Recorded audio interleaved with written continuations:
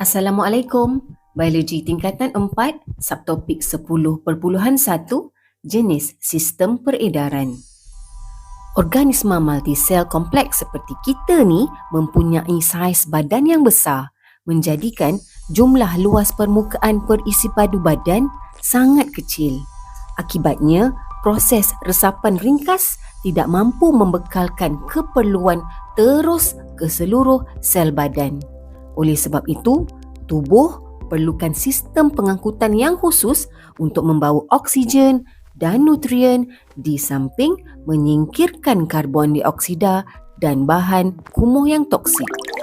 Secara amnya, sistem peredaran terbahagi kepada dua jenis, sistem terbuka dan sistem tertutup. Sistem terbuka contohnya serangga, tiada salur darah berterusan. Jantung mengepam bendalir bernama hemolimfa terus ke dalam rongga badan iaitu hemoselom untuk membasahi sel-sel badan.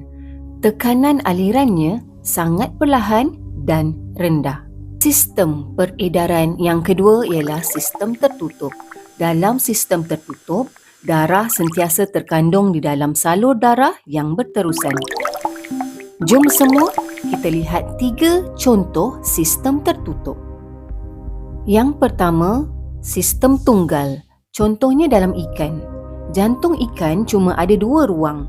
Darah mengalir melalui jantung hanya sekali dalam satu kitaran lengkap.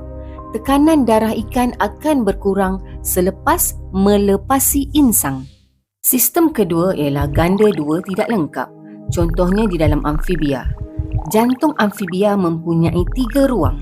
2 ruang atrium dan 1 ventricle. Darah mengalir 2 kali melalui jantung tetapi darah beroksigen dan terdioksigen akan bercampur sedikit di dalam ventricle. Contoh sistem tertutup yang ketiga adalah ganda 2 lengkap. Seperti manusia, sistem kita paling hebat. Jantung mempunyai 4 ruang, 2 atrium, 2 ventricle.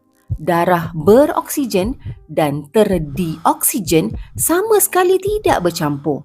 Sistem manusia mengekalkan tekanan darah yang tinggi supaya darah dipam pantas ke seluruh badan. Uji minda. Soalan 1, namakan jenis cecair yang mengalir di dalam sistem peredaran serangga. Jawapannya adalah hemolimfa. Soalan kedua, jelaskan perbezaan bilangan aliran melalui jantung antara ikan dan manusia.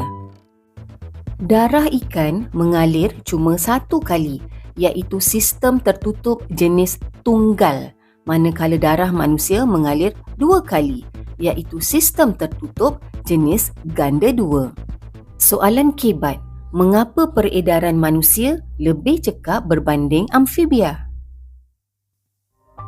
Pada badan manusia, darah beroksigen tidak bercampur langsung dengan darah terdioksigen.